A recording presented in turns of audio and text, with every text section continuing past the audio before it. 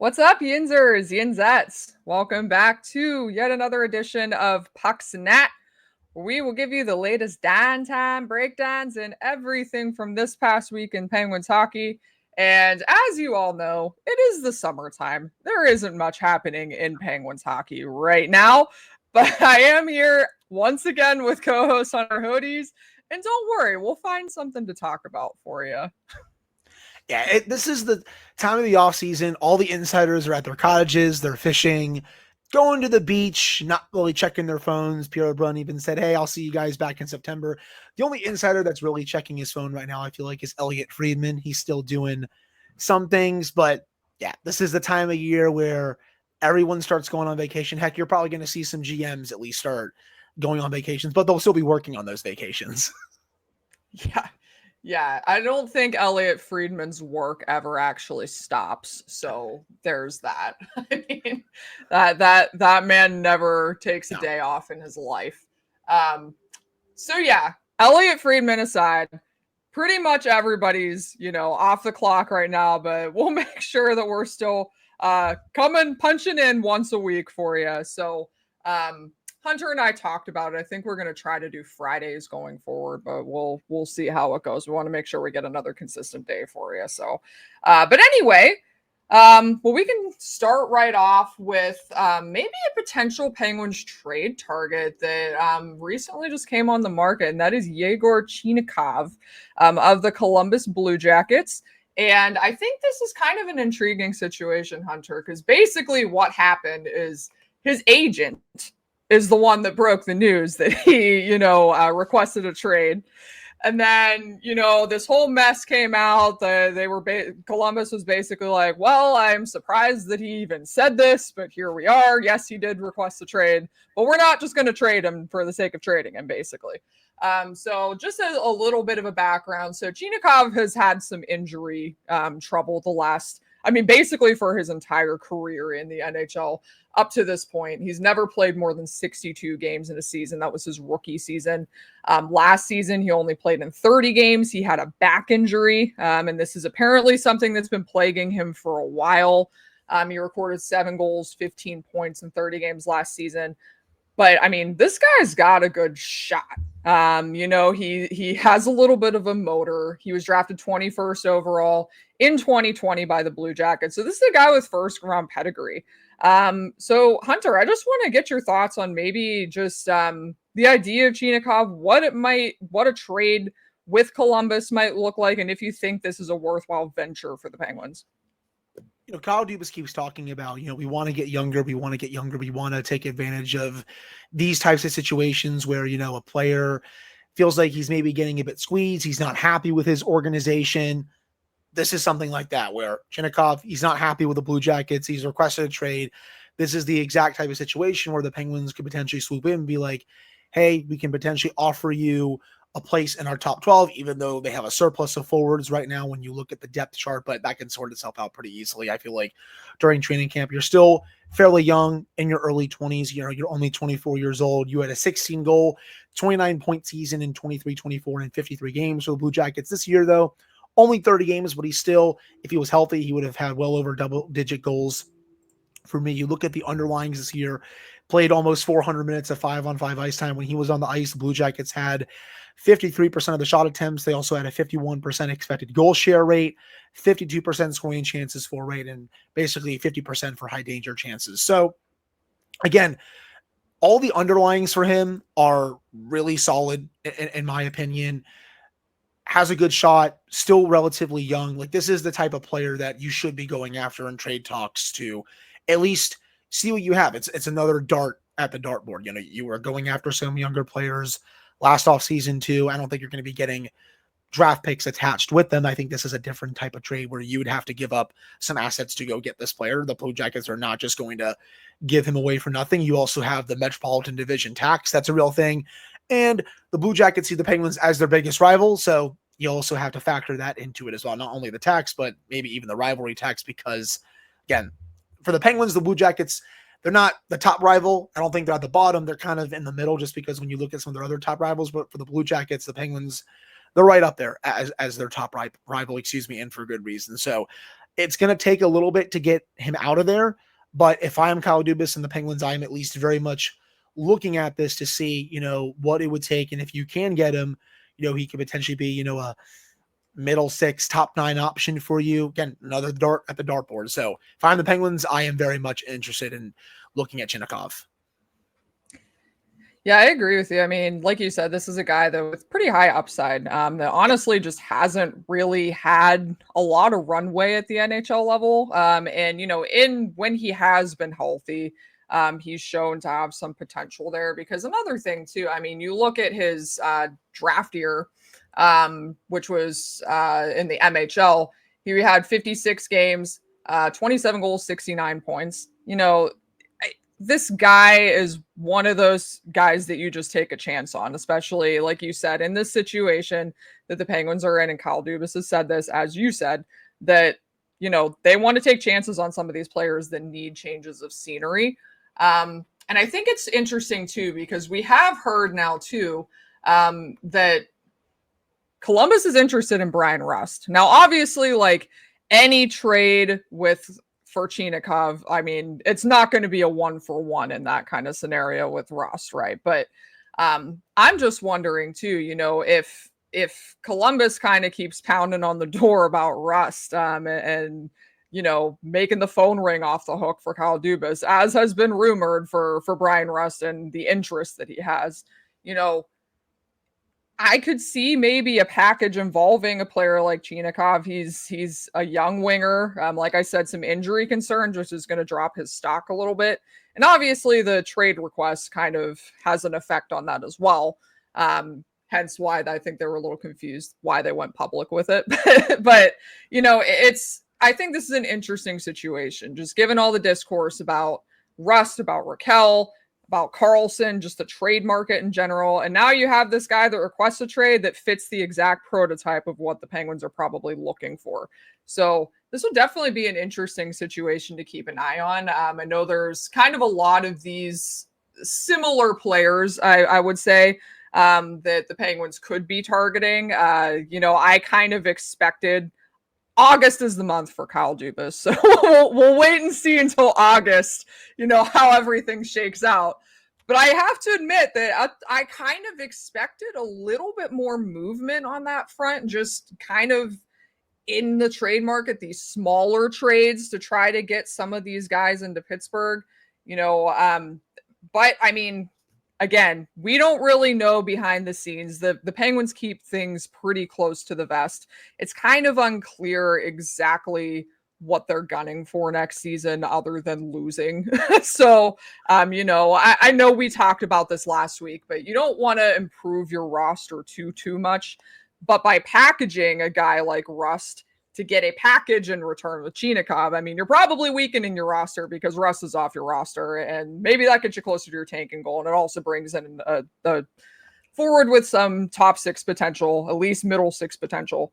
So, we'll see where it goes. I actually wrote a piece a couple weeks ago on this in Brian Rust before all this came out about Chinakhov. I think the package was Brian Rust. What was it? Chinakhov. I'm going to look right now because, Chinakhov, left defensive prospect, 2027 first round pick.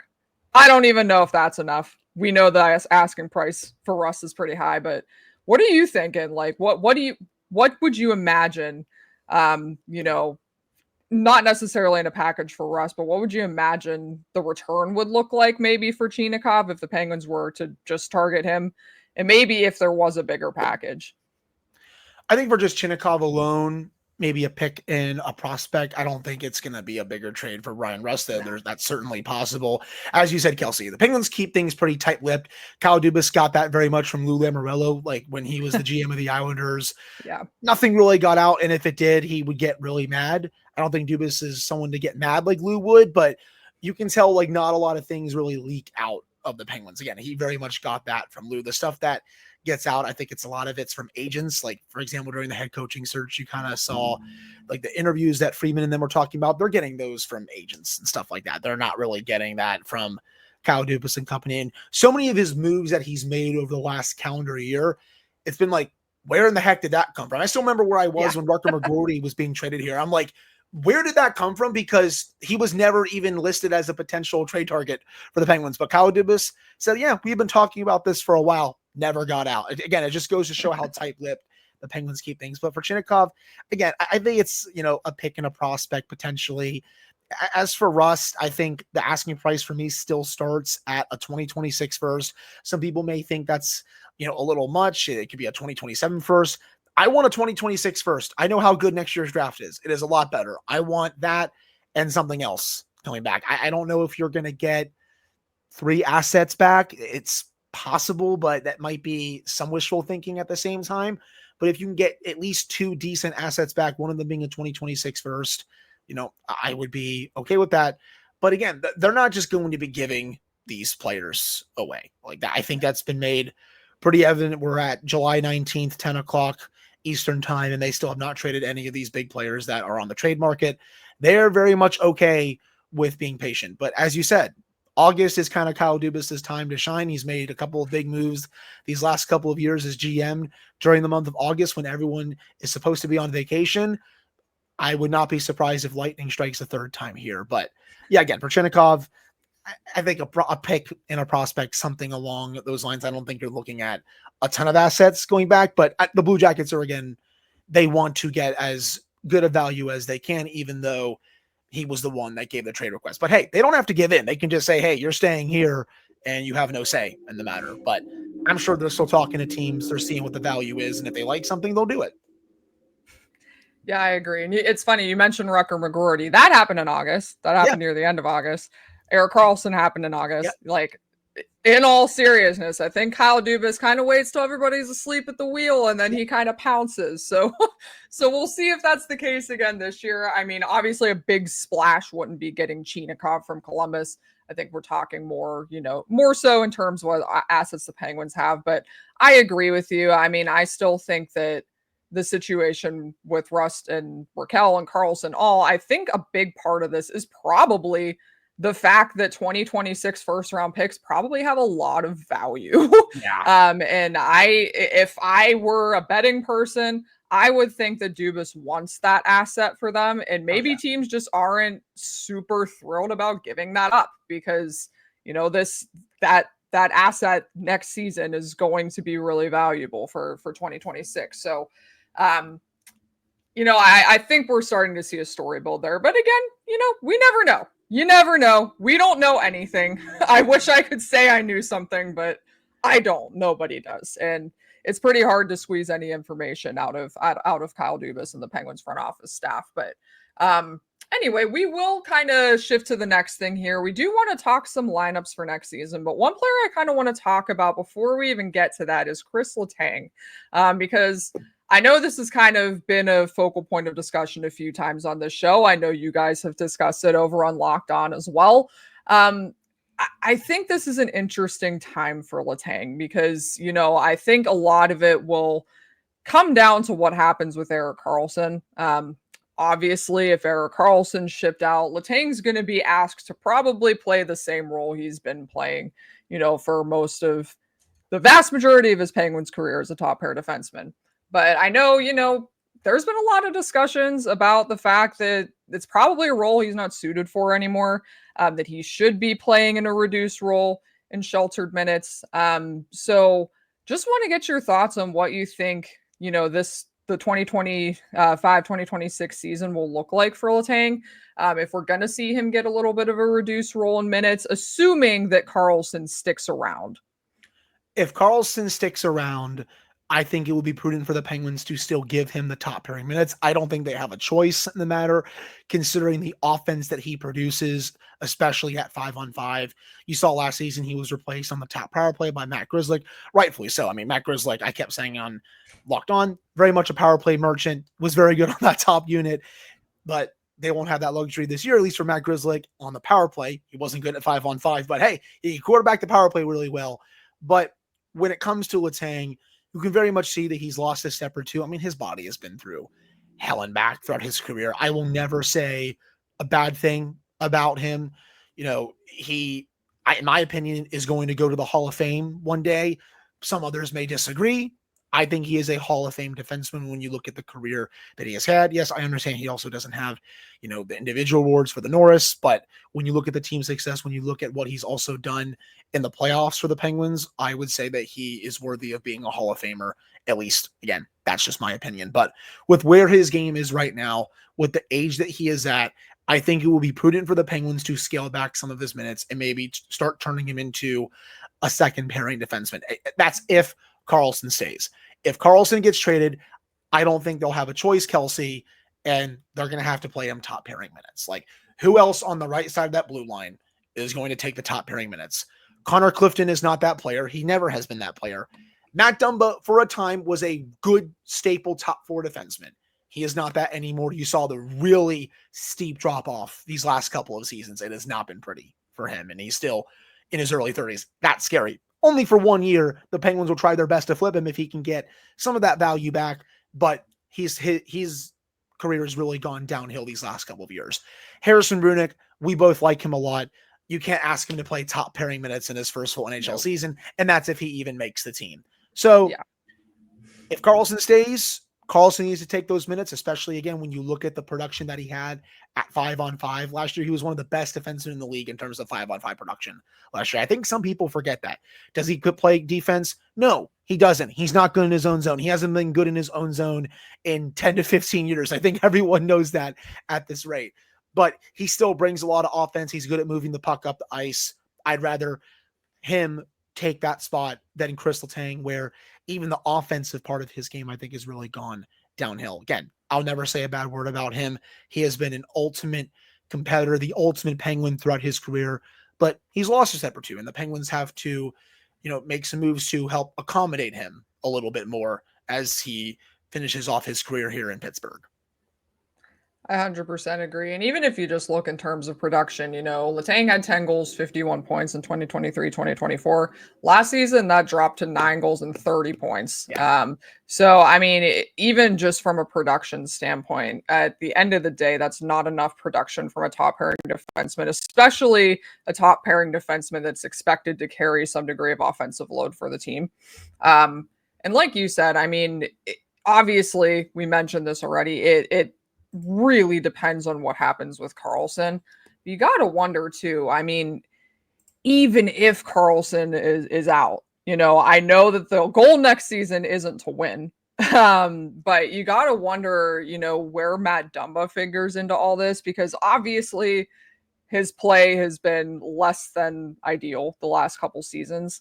But it's almost like it's hard to imagine. It's hard to imagine that Dumba won't be seeing some top 4 minutes, I would think, especially if Karlsson's out of the picture. I just think it's a tough thing, and you think about the toll that Letang's body's taken the last couple seasons, just his health concerns and everything too.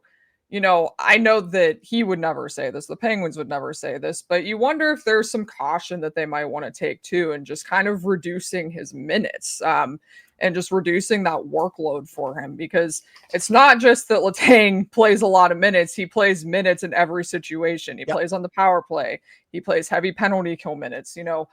These are kind of things, like, even if Karlsson's out of the picture and even if he stays on that top pairing, you got to think that they're going to pull back some of that. Like, whether that's, pulling him back from the penalty kill a little bit, whether that's taking him off the power play and letting somebody else kind of man that, I think in some respects, regardless of what happens with Karlsson, Kris Letang cannot be playing as many minutes as he has, for basically his entire career. I think the minutes have to take a step back regardless, because even last year, I mean, his minutes did take a little bit of a step.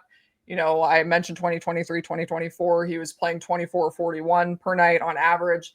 That reduced by a minute last season, at 23-32. So that's gradually happening, but it's still one of those things. I think they're going to kind of try to pick away some of those minutes wherever they can, regardless of the situation with Karlsson. So all the best to Kris Letang. I will never not root for that guy. It's impossible to root against him. You never will. and he's a Penguins legend for a reason. He trains his butt off every offseason. You keep seeing Yeah. the videos, even this offseason, Kelsey, where he's always out there on his Instagram videos. He again, he looks very determined to try and bounce back this upcoming season. I will never bet against that guy. I have loved him throughout his Penguins tenure. Again, no one trains harder than he does, but I do think with his age, how he played last season, it's time to start scaling back the minutes a little bit. He's probably going to fight the coaching staff on that. Like he wants to be out there at all times. That's just who he is. He's very well conditioned, but with where he is now, age-wise and stuff, it's definitely prudent no matter what, if Karlsson stays or if he gets traded again. By the way, for Karlsson, 33 5-on-5 points last season. That's tied for 5th among all NHL defensemen last year. So there are valid criticisms to his game, but I think some people sometimes take it a little overboard. But again, of the 3, I still think he's the most likely to get traded, but nothing's happened yet. We'll see. Yeah. And on that note too, I mean, just one last little tidbit before we move on to the lineup stuff. I think people were kind of maybe underestimating Karlsson's trade value still up to this point. And I know this was brought, I think might have been Jay Fresh on Twitter brought this up today. This guy still has value. It's not like the Penguins are going to ship him out and not expect to get value in return. I think these past couple years in Pittsburgh have been a little bit of a mixed bag for a lot of people in Pittsburgh. But objectively, like you said, this guy is still one of the best 5-on-5 producers from the blue line in the National Hockey League.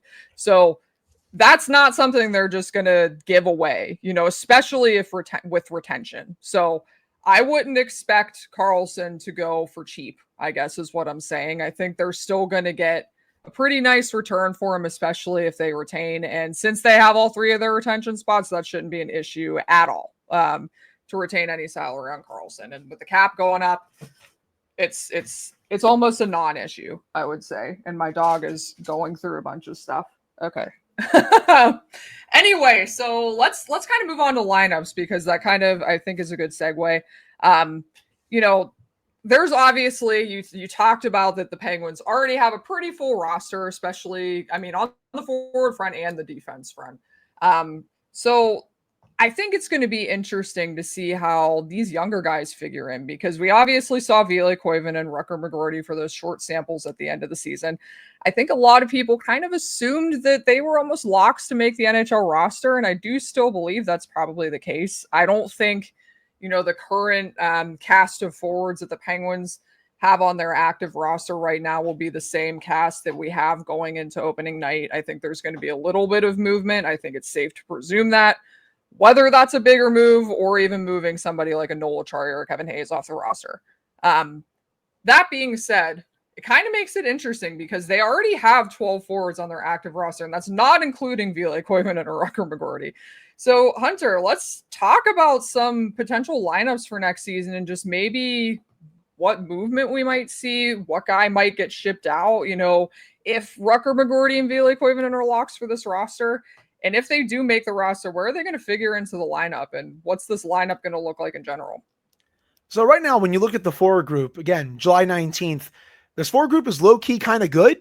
Like when you look at the depth, especially, Rust or Keller still there. You just signed Anthony Mantha, who you're trying to have him be the Beauvillier replacement, maybe 15, 20 goals before he maybe gets slipped. You just signed Justin Brazeau, who big dude, can also score a bit, physical. Not to mention, obviously, the players coming back from this past season, McGroarty, Koivunen. Philip Hollander is coming back to North America, Kelsey, and he's going to very much try to make this team out of camp. He was great overseas, and it looked like he had finally put everything together, and he's going to try to now put it all together in North America here. So, in my opinion, I think we shouldn't overcomplicate this. Rutger McGroarty and Ville Koivunen should be in the top 6 to start the season. I know it was a small sample size. I know they need to have good camps in preseason. I expect that they will. But they both looked ready for the show down the stretch when those games meant nothing. McGroarty and Crosby, to me, had really good chemistry. Koivunen and Malkin, when they were together in the minutes that they had, and it was a small sample, he also had some time with Crosby. But I felt like Koivunen and Malkin also had some really good chemistry. He was right around a point per game to end the season. I don't think it took very long to figure out that these two players are NHL ready, and they should be in the top 6 to start the season. But again, they have to still go out there and, do the thing during camp and the preseason. McGroarty looked like a completely different player at the end of the year compared to what we saw at the beginning of the season, when it looked like his all-around game needed work, even his skating needed work. He goes down to Wilkes-Barre, works on all that, and again, his skating, when he came up, I was like, oh yeah, like this looks like a completely different player than what I saw. Anthony Mantha, I think he is going to get some top 6 time, kind of like Beauvillier did. You can move, if both Rust and Raquel are still on the team, you can move them around if you want. We all know how much Rust loves playing with Crosby and vice versa. Raquel, you can put him on either line, whether it's Malkin or Crosby. We all know how good the Rust, Crosby, Raquel line was last season. Otherwise, again, you have Justin Brazeau potentially could get third line minutes. They still have Kevin Hayes. We'll have to see what happens with Noel Chari. But a player that I do want to really shout out here, because the Penguins only got 2 games out of him last year, is Tommy Novak. I think some fans are forgetting how talented of a player he is. And I wrote about this, I think, a couple of weeks ago when I talked about how Evgeny Malkin is slated to have some really good line mates this year compared to what he had these last couple of seasons, where he was setting up chances, getting chances of his own, but the puck was just not going in the back of the net. If he was healthy last year, he has a 60-plus point season, and I don't think as many people are, I guess, down on him. Because there's some fans right now that think he's just washed. That's just not the case to me. He was still effective when he was in the lineup last year. Has he lost his step? Oh, 100%. He's pretty old now, and he's not the same player he used to be, but give him better line mates. I think he's going to be just fine. And I think one of those players is Tommy Novak. Really good goal scoring touch, really good playmaker. I think that also fits well on Malkin's line. He's good in transition. He's good off the rush. I think that's someone that could be an instant impact player on his line. That's if they want to move him to wing, but they also might put him at third line center. They have all sorts of options. You might see Lemieux put these lines in a blender. I think Koivunen obviously is an option there. We already discussed Rust, Raquel, Anthony Mantha. No matter what, I think Malkin is going to have better line mates going into this upcoming season. And I do think more people need to, I guess, talk about Tommy Novak more, because I think he could potentially make I wouldn't say like a huge difference, but I think he can make a decent difference for this team. I think people are sleeping on him a little bit. Yeah, I agree. And Tommy Novak was an intriguing piece of that Michael Bunting trade. I mean, we can talk about that trade all day, because I think Kyle Dubas might have fleeced Barry Trotz a little bit. It's hard to say. They obviously valued Michael Bunting over a lot over in Nashville, but we'll kind of see how that all shakes out. But I agree with you. I mean, I think, especially in just jumping back to Gino for a second, I'm sure if you've been on twitter.com, you've seen this discourse about, 2012, and this joker said that Steven Stamkos deserved the heart over Malkin, and he is still getting discredited even for his best season in the National Hockey League without Sidney Crosby, by the way. So anyway, to give you an idea, I'm sure you all know that are already listening, but just how much Malkin is still discredited to this day. It would be nice to see him get a little bit more consistency and not having a rotating cast of characters, not having a carousel of line mates this year. And that's even something Dubas said after the season, ended. He said that one of his goals was to make sure that Malkin did not have a carousel of line mates. And I think we're going to see that this season, because, as you said, I agree with you. I think Rucker, McGroarty, Ville Koivunen both need to be in this top 6. You got to see what you have out of them in those roles. They showed enough in those roles to show that they belong, and they also had chemistry with those guys. I know you mentioned that Koivunen had chemistry with Malkin. He also had chemistry with Crosby. I loved McGroarty's chemistry with Crosby too. It kind of took a game or two to really take off, but we saw a couple really cerebral plays by McGroarty alongside Crosby. So I'd like to kind of see a McGroarty, Crosby, Raquel line, assuming that, Raquel and Russ are still in the picture to start the season. That is one thing just of note that's going to be difficult about this exercise a little bit, is that there's going to be movement. There's way too many forwards right now. I mean, even with McGroarty and Koivunen in the picture, you got 6 fourth liners, and there's obviously they're going to have some decisions to make. Yes. If, assuming that every single person on this roster right now goes to training camp, there's going to be some decisions to be made. But I would go McGroarty, Crosby, Raquel, because I think that gives you kind of two cerebral playmakers, guys that can drive play. You got the finisher on the line there. And then I would love to see what Rust, Koivunen, and Malkin do together. I'm kind of intrigued by the idea of Novak playing with Malkin as well. I think that does happen if Rust or Raquel is shipped out. And I think that, that line kind of has potential too if you see like a Koivunen, Malkin, Novak line. I like the idea of that as well. Novak also brings a defensive conscious to that line because, as good as Ville Koivunen looked, in that last sample, and obviously we've seen what Gino's done over the years, that line could probably use a defensively conscious player. I don't think I think that would be a good combination, assuming one of Russ or Raquel is dealt. But other than that, even if you don't have Novak in the top six and you have Rust, Raquel, McGroarty, Koivunen, and then the big two, that's a pretty good third line, I think, because you start thinking about Anthony Mantha, Tommy Novak, maybe Philip Tomasino on that other, slotting in on the right wing there. They have some options in the bottom six, and that's not accounting for Kevin Hayes. That's not counting for Brazeau. That's not counting for Danton Heinen. You got Noel Chari. You got Blake Lazai. You got Connor Dewar. You see what I'm saying? There are a lot of options, and you said it. This forward group on paper looks a lot better already than last year's forward group. And obviously the back end is a huge issue. Goaltending is a big question mark, which I do kind of want to get into a little bit here too. So, but I'm very interested to see how this forward situation shakes out, because ideally you don't want Koivunen and McGroarty starting the year in Wilkes-Barre Scranton. So I think there almost has to be some movement before training camp, or at least before, puck drop. So just moving to the defense core now, obviously we talked about the right side already. That's very dependent on Karlsson, but I'm curious to see what they do with this left side, because, you have Witherspoon, you got Ryan Shea, you got Alexeyev, you got Graves, potentially Pickering. None of these guys are really top four defensemen. They're going to have to play in the top four. They're going to have to, two guys are going to have to claim those spots. So I'm just curious on your thoughts, like, which two of these defensemen are going to claim those top two slots on the left side? Because I'm going to be honest with you, you want Owen Pickering to make this team, and obviously the top four isn't an ideal spot for Owen Pickering to start, like, really his first full NHL season, assuming he would make it. But you look at these other guys and there's not really anybody that jumps out at you. So do you pair Witherspoon with Karlsson? Do you pair Shea with Karlsson? I think this is going to get pretty interesting here on the left side.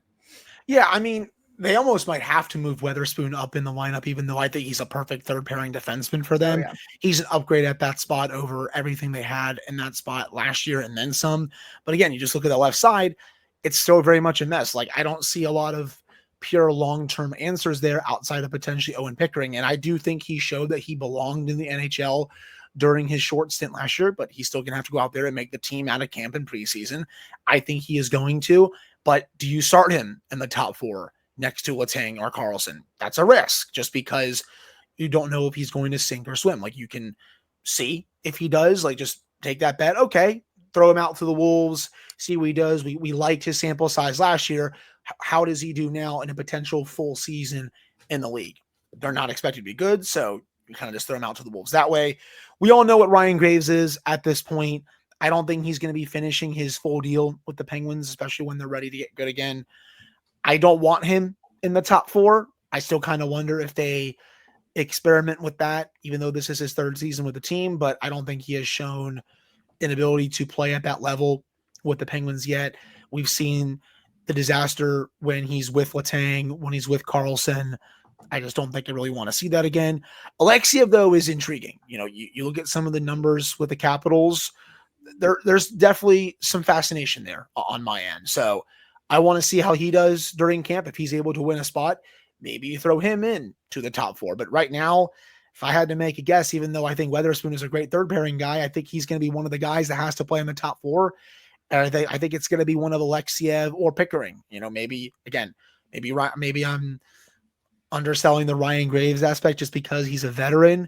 But I think if you're playing him, it should be on a third pair role where you shelter him, at least to start. Maybe if he somehow does better there and listens to some other coaching, maybe you move him up. But I think that's very much wishful thinking right now. He has not shown that ability throughout his Penguins tenure. So right now, again, I'm going Weatherspoon and one of Alexiev or Pickering, but that area is still very much a key concern for the Penguins and something it's not going to be a 1 year thing where they fix it. This is going to take multiple years to find some really good players that can be, standouts on that left side for years to come. I agree. Now, I will kind of divert from you for a little bit here because I think, too, I mean, you have to consider the fact that they do have Dumba and Clifton on that right side. And assuming Carlson stays, you wonder if one of them plays the offside. Just because, I think Clifton isn't, he's probably at best a sixth, seventh guy at this point. But, it's Matt Dumba. yeah, that's what I'm saying. It's going to get interesting because I agree with you that Witherspoon probably takes one of those top 4 spots. I don't know about Owen Pickering though, because if I'm looking at this roster, they already have 8 defensemen. So just like the forward front, they're going to have to, make some moves in order to make room for Pickering on the roster, because. And Alexiev, I mean, I'm intrigued by him. I think that was a really savvy move by Dubas to go ahead and grab him. But he also spent a lot of the season in Hershey last year. So it's kind of one of those things. Is he really ready to be thrust into that top 4 role too? I think it's almost kind of similar to Owen Pickering. It's kind of a question mark to me. I think personally, they might just go safe and play Ryan Shea in that top 4. We saw Shea play in the top 4 at times last season. I know it was a disaster, but maybe they're trying to be a disaster. It's kind of, you almost have to think counterintuitively about this a little bit because what are they really trying to do? Because this left side, I don't know any other way to say it other than that it's pretty atrocious. I mean, there's not too many options, legitimate options at this point. There's potential with guys like Pickering and Alexiev, but there's no way that they're ready, I don't think, for full-time top 4 minutes. So Witherspoon, sure, I agree with you on that one. I'm not so sure that they won't just throw Ryan Shea into that mix, though. You might see Ryan Graves, too. I still wonder if they maybe try to get out from Graves' contract before the season starts. I doubt it. But, never say never, I guess. But I think a lot has to happen still for Pickering to even make the roster. Which is, I agree with you. He should be on this roster, but there has to be some moving parts for that to happen first. And last things, I do want to get to one last thing. We want to talk about Lemieux a little bit in the ownership stuff. But as far as the goaltending, I'm kind of curious to see what this split is going to look like, especially with Shilov's in the mix now. You wonder who's really, is this going to be a split? Is this going to be one of those things where they still give Jari that runway? Because even as of our last episode, this is a whole new situation. It kind of complicates things for the AHL level. It complicates things for Yoel Blomqvist. It complicates pretty much this whole situation. So I know we talked about the goaltending logjam a little bit, but assuming that it's Jari and Shilov's, who's getting the bulk of these starts? Is, Jari still going to be the guy to start the season? I think if he's not traded, and I don't think he's going to get traded before the season, I still think that's more unlikely right now. Assuming that he is still here, I think they're going to start the season with him, but on a very short leash. It seemed like they were done with him multiple times last season, putting him on waivers, Kelsey, sending him down to Wilkes-Barre, basically saying we're done with you. This contract has been a disaster. They brought him back up at the end of the season because they had no choice. Blomqvist was not playing well at the NHL level, giving up way too many goals, blocker side. And then Jari comes up, plays like prime LeBron James, and just literally goes off. And again, loves to play in these small games, but when the stakes get high, you see him kind of falter. And I think his leash will be very short for this upcoming season.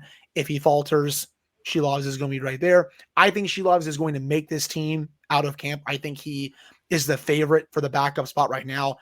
AHL playoff MVP. He was outstanding for the AHL Canucks this past spring. And I think people also forget how good he was for the Vancouver Canucks against the Oilers. Yeah. I know some people are going to look at that save percentage, Kelsey, and they'll be like, oh, it was sub 900. Yeah, I know it was. But you know who he was playing up against? Connor McDavid and Leon Draisaitl and company. And he was keeping the Canucks in a lot of those games. And he took them to 7 games. And that's with Demko hurt. There was no room for him in Vancouver. Lankinen just got extended too. Demko just got that big money extension as well. I like that the Penguins were able to take a chance on this. And that's what you got to keep doing. It's another dart at the dartboard. Like, you try to see if another young goalie can make it. The fact that he already is where he is right now in his early 20s is a good sign. He's also played great for Team Latvia, by the way, at the World Championships. It feels like when the moments are biggest, he really rises up. Probably should not have said biggest. When the moments get really big, I should say, sorry, he really rises up to the occasion. He gives up some softies, but I think that's coachable. He's still in his early 20s. But I think right now he is the favorite to get at least the backup spot. But if Jari falters, they may even give him a runway to potentially start a little bit. But Blomqvist, he's going to have to really, and I mean really, try to earn this. I don't know what their confidence level in him is right now.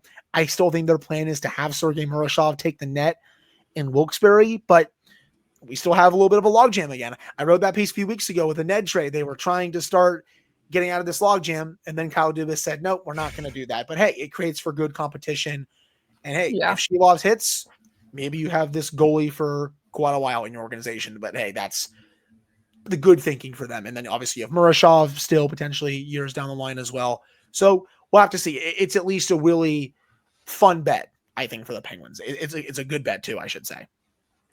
Yeah, and it's funny, you wrote that piece, and then I wrote like a refute piece basically last week after the Shilov's trade. So again, it's a really complicated situation. Even if it's Jari and Shilov's at the beginning of the season, I am curious to see how that AHL battle shakes out too, because we said this. Gauthier signed with Wilkes-Barre. Taylor Gauthier did, and then you still have Philip Larson. You still got Sergei Murashov. You got Yoel Blomqvist. You got 4 guys that probably should be playing at the AHL level and not at the ECHL level. So at the end of the day, this goaltending depth isn't a bad thing to have. And I know we kind of discussed this, but it kind of makes you wonder too, if maybe they're willing to throw one of their goaltending prospects into a potential trade or a potential deal. Because it's obviously good to have all this depth in your system, but there is a such thing as too much depth, I think, in this case, because it reaches a point where you're going to stunt the development of some of these guys. So that's something that they probably want to avoid. And like I said, all of these guys have proven they can perform at the AHL level. So realistically, none of them should be buried in the ECHL this season. Unfortunately, the reality is somebody's got to go there. So, it'll be really interesting to see how that battle shakes out, and also how Jari figures into this, how short of a leash he'll have, and how patient the Penguins will be in comparison to last season. I do think one thing that factors into that is last season they kind of had, I don't want to say the safety net of Nedeljkovic, but they did have another veteran at the NHL level. I think it made a little bit more comfortability with, sending Jari to the AHL in that conditioning stint and having Blomqvist and Nedeljkovic, because there was still a veteran there. I'm not so sure they'd be as keen to do that this season, because then you're just basically throwing the net to 2 young and inexperienced goaltenders. So we'll see what happens, but it'll be interesting. It'll be a lot of fun. But we do want to get to our last topic here, and that is, we just want to talk about the ownership stuff a little bit, because back on June 11th, you mentioned Pierre LeBrun, who is enjoying sunshine now, but at the time kind of dropped a bombshell report that a group involving Mario Lemieux, Ron Burkle, and David Morehouse, who was the old Penguins chief executive officer, are potentially interested in buying back the team. Now, the interesting part about this, when it was reported initially, Fenway Sports Group, who bought the team from Lemieux, Burkle, and Co. back in 2021 in December, they kind of pushed back a little bit. They said, no, hey, it's still the same thing. Back, during the 2024-2025 season. It was reported that FSG was going to be interested in selling a minority share of the company. They wanted like a passive shareholder to kind of help with the financial side of things. They kind of reiterated that after this news initially broke on June 11th. But then last week, Josh Yohe of The Athletic reported again that Lemieux is interested in potentially purchasing a controlling interest in the club. And this was from a source. It was also reported by Yohe that Commissioner Gary Bettman is already aware of Lemieux's interest in purchasing the team. So this is an interesting situation because obviously the Penguins are kind of in the midst of a rebuild. They've missed the playoffs for 3 consecutive seasons. You know, at the time when FSG purchased the Penguins, they were valued at $900 million. That valuation is now close to $1.5 billion. So it's going to cost a lot for Lemieux to be able to take controlling interest in the team again.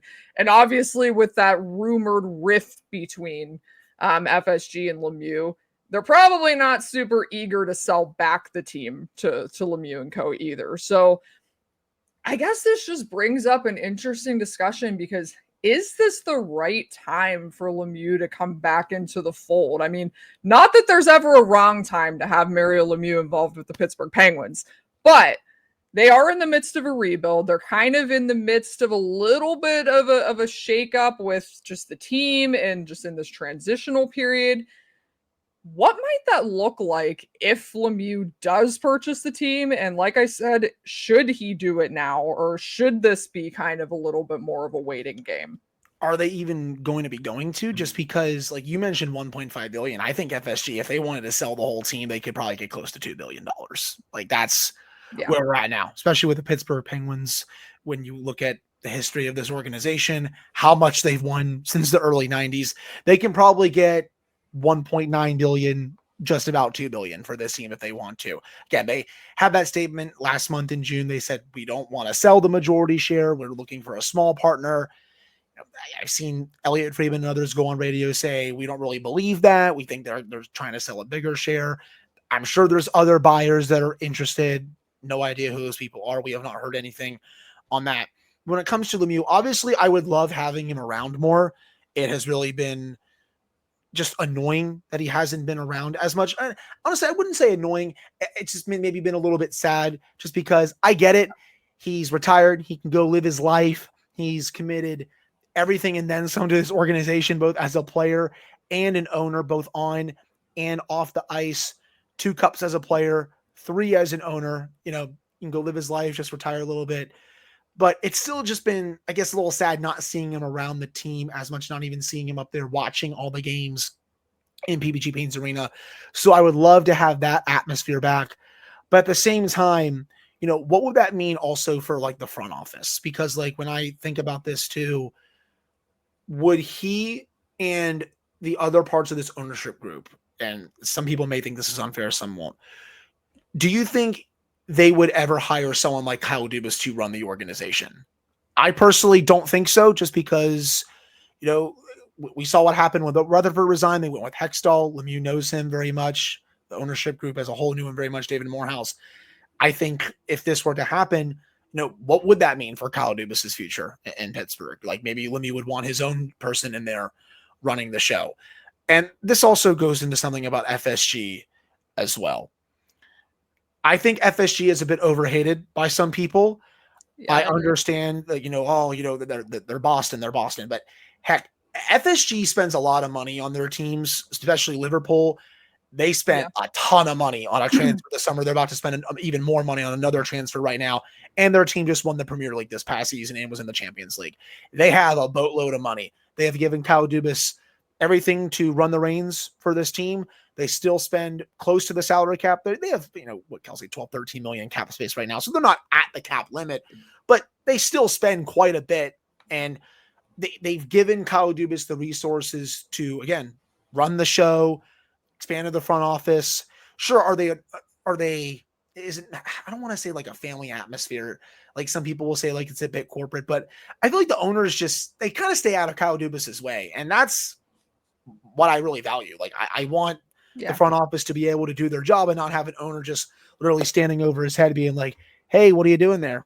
What's going on?" So, like, again, I understand some of the qualms that some people have with FSG, but I don't think they are just these bad owners that some people in the fan base think they are. I think with Lemieux, again, be awesome having him around again, but in terms of, all of them taking over the team, I just don't know what that would mean for the front office right now. Like, would he want to bring in, a run-of-the-mill hockey man to run the team going forward? So, again, we'll have to see. I think at the end of the day, I don't think they're even going to have the best bid to buy the entire team if that's what FSG wants to do.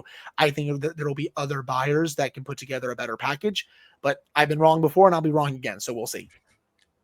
Hey, Mark Cuban's been interested in Pittsburgh teams in the past, so you never know.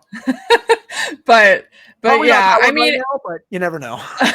yeah, you never know. But I think this is interesting too, because you mentioned, would would Lemieux retain Dubas? And I feel like it's interesting because, like you said, FSG is kind of letting him run the show. They're very hands off.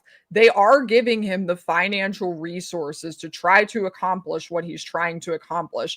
And it is no secret that the Penguins front office and the Penguins development staff have gotten much, much better, and just a lot more people are running the show there. There's just a lot more hands on deck right now.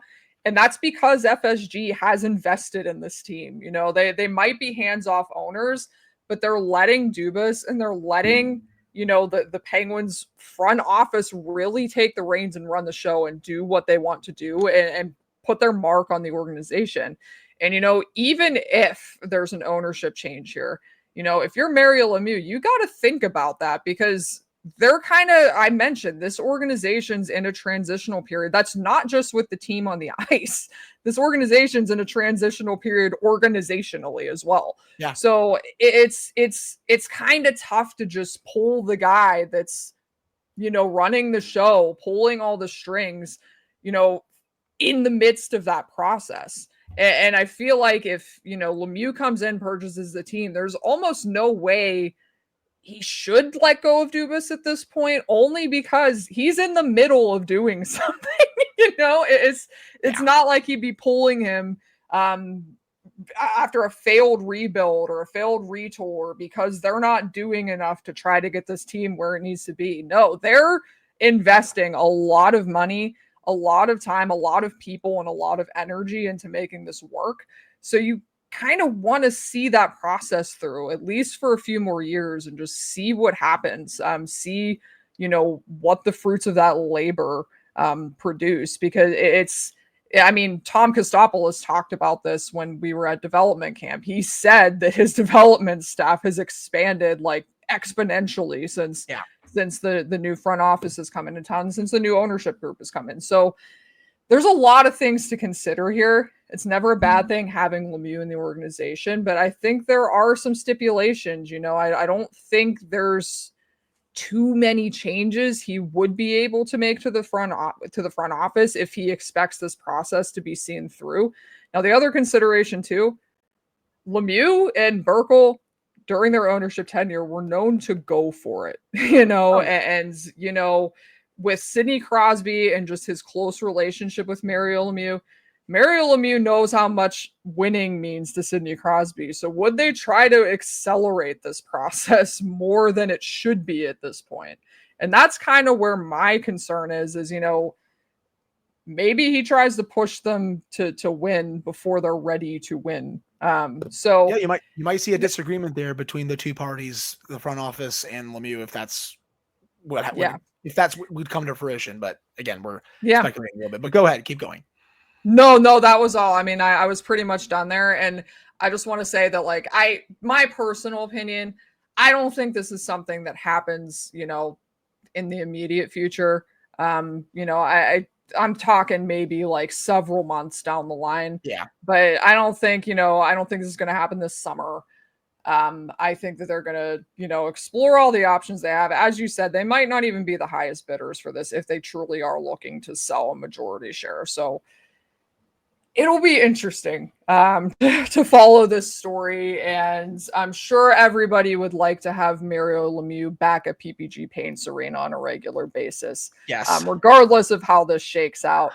We miss you, Mario. We'd love to see you back catching some Pittsburgh Penguins hockey games, and especially with Sidney Crosby on the tail of an end of his career too. So that'll be a wrap for this episode. That was a long one, but thanks for sticking with us. We were under 30 last week, and now we're at 55, and we have to go write some stuff. So Hunter, real quick, give them a reminder where they can find you and what you're working on. So yeah, you can find me at the Hockey News for the Penguins. You can follow the Locked On Penguins podcast, wherever your podcast, Apple, Spotify, YouTube, Amazon Music, all that stuff. You can follow me on Twitter at Hunter Hodes. I'm also on Blue Sky. If you're on there, you can follow me. Same name. And working on, well, I got to go figure out the feature. So that's going to be fun to figure out. Yeah. I'm going to go ahead and do my feature too. I'm probably going to write about Kris Letang because we were talking about it, and I have some ideas spurned now. But anyway, Kelsey Surmats 4, or I always say that I'm Kelsey Surmats. You can find me at Kelsey Surmats 4 on X, on Blue Sky. Also read my work on the Hockey News Penguins website alongside Hunter and our co-editor Michael DeRosa. Shout out to Michael. He's been putting out a lot of good news pieces for us lately too. So but thanks for tuning in, guys. We will be back at you next week. As I said, it'll probably be on Fridays, but we're still kind of working on that. So in the meantime, stay out of trouble, net.